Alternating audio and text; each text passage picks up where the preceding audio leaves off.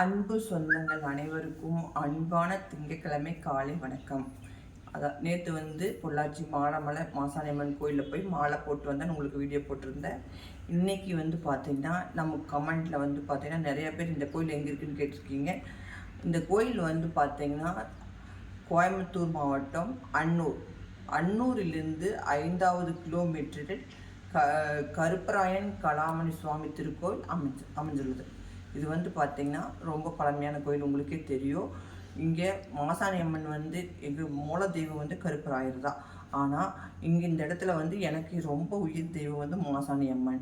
எங்கள் குலதெய்வம் அதாவது திருமணம் முடிச்சு கொடுத்த குலதெய்வம் காளியம்மன். எல்லா தெய்வங்களும் இங்கே இருக்குது.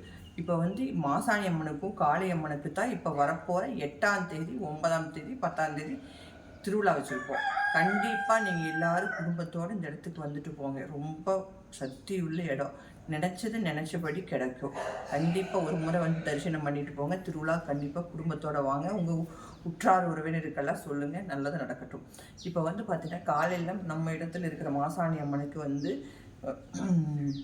காலையில் அபிஷேக பூஜையெல்லாம் நடந்து அலங்கார பூஜையெல்லாம் நடந்தாச்சு. நீங்களும் தரிசனம் பண்ணிக்கிங்க.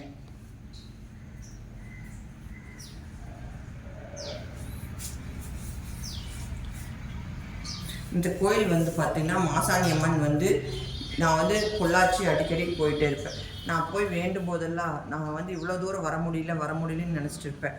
ஆனால் என் தாத்தா இவ்வளோ தூரம் கனவுல சொல்லிச்சு. என்ன சொல்லிச்சுன்னா, நீ இவ்வளோ தூரம் வர முடியலன்னு சொல்கிற இல்லையா, உனக்கு பக்கத்துலேயே நீ வச்சுக்கோன்னு சொல்லிச்சு.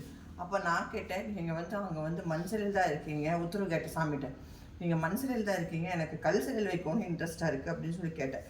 அப்போ சாமி சொல்லிச்சு, அருள்வாக்கிலே கேட்டோம். அருள்வாக்கில் சாமி சொல்லிச்சு, நீ உனக்கு இஷ்டப்படியே இஷ்ட தெய்வத்தை எங்கே வேணால் எப்படி வேணால் உருவம் பண்ணலாம். அதனால் நீ ஆசைப்பட்ட மாதிரியே கல் சிலையில் வச்சுக்கோன்னு சொல்லிடுச்சு.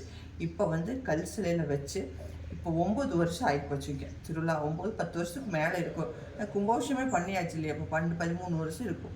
இப்போ இந்த இடத்துல மாசாணி அம்மன் எங்கேயுமே நான் தான் முதல்ல மாசாணி அம்மனை கல் சிலையில் வச்சேன். இப்போ 10 வருஷத்துக்கு மேலேயே இருக்கும்.